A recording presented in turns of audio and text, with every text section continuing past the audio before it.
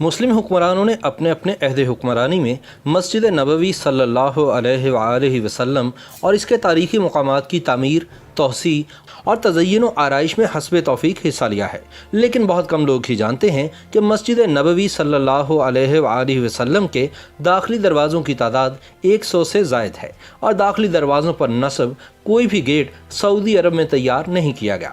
اس میں استعمال ہونے والی لکڑی دنیا کے مختلف ممالک سے درآمد کی گئی۔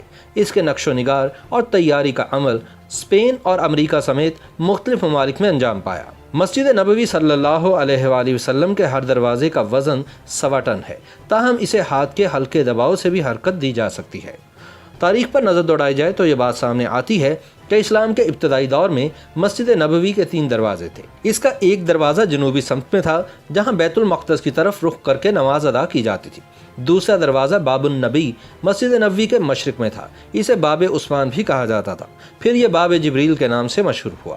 جبکہ تیسرا دروازہ باب عاتقہ مسجد نبوی کے مغرب میں تھا، اسے باب عاتقہ اس وجہ سے کہا جانے لگا کیونکہ یہ حضرت عاتقہ بن عبداللہ بن یزید بن معاویہ کے گھر کے قریب واقع تھا۔ ان دنوں یہ دروازہ باب رحمہ کے نام سے مشہور ہے۔ مسجد نبوی کے بڑے دروازے صرف 10 ہیں۔ خلیفہ دوم عمر بن خطاب رضی اللہ تعالی عنہ کے زمانے میں مسجد نبوی میں 3 دروازوں کا اضافہ کیا گیا۔ خلیفہ سوم حضرت عثمان بن عفان رضی اللہ تعالی عنہ نے دروازوں کی تعداد میں کوئی اضافہ نہیں کیا۔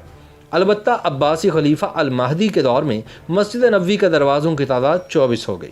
8 دروازے مغرب کی جانب، 8 مشرق کی جانب، 4 شمال اور 4 جنوب کی جانب بنائے گئے۔ مملوکی سلاطین کے زمانے میں مسجد نبوی صلی اللہ علیہ وآلہ وسلم کے بیشتر دروازے بند کر دیے گئے، البتہ 4 بڑے دروازوں یعنی باب جبریل، باب النساء، باب السلام اور باب الرحمہ برقرار رکھے گئے۔ مسجد نبوی میں پہلی سعودی توسیع کے موقع پر یہ 4 دروازے برقرار رکھے گئے، البتہ مشرق کی جانب باب الملک عبدالعزیز، مغرب کی جانب باب الملک سعود بنائے گئے۔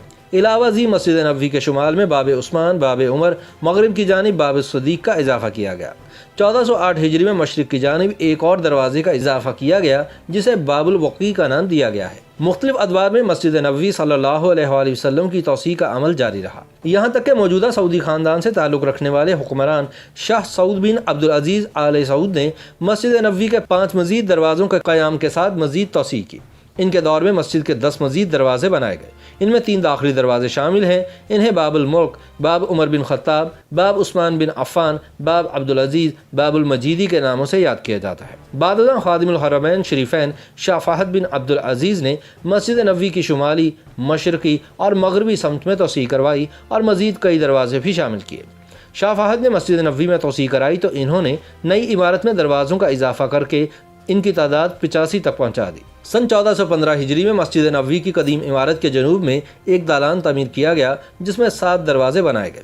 سعودی عرب آنے والے زائرین مدینہ منورہ جاتے ہیں تو مسجد نبوی کے دروازوں کے دلکش ڈیزائن سے متاثر ہوئے بغیر نہیں رہ پاتے۔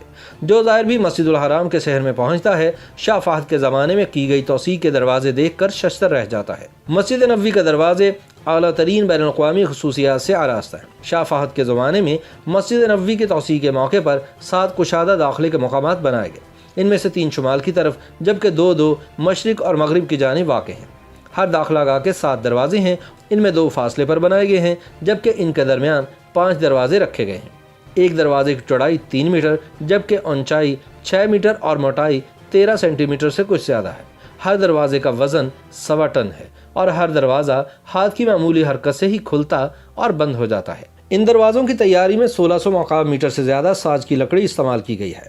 ہر دروازے میں 1500 سے زیادہ منقش زرین ٹکڑے دائرے کی شکل میں نصب کیے گئے ہیں جبکہ دائرے میں محمد رسول اللہ صلی اللہ علیہ وآلہ وسلم تحریر ہے۔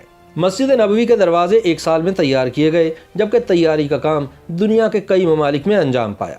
فرانس میں سنہرے تانبے کا کام کرایا گیا اور ساج کی بہترین لکڑیاں امریکہ لا کر نصب کی گئی۔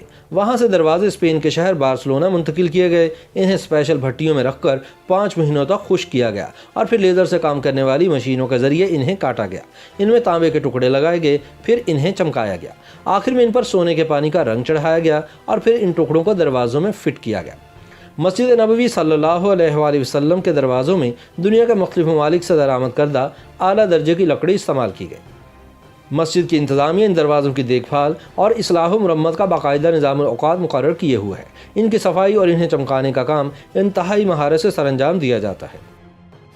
YouTube پر گوگلی نیوز دیکھنے کے لیے youtube.com کی سرچ بار میں googly news T V type کریں۔ گوگلی نیوز کے پیج پر سرخ رنگ کے سبسکرپشن والے بٹن پر کلک کرنا نہ بھولیے۔ YouTube پیج پر اپلوڈ ہونے والی ویڈیوز سے باخبر رہنے کے لیے بیل آئیکن پر کلک کیجیے۔ آپ کو ہر نئی ویڈیو کے بارے میں نوٹیفیکیشن موصول ہو جائے گا۔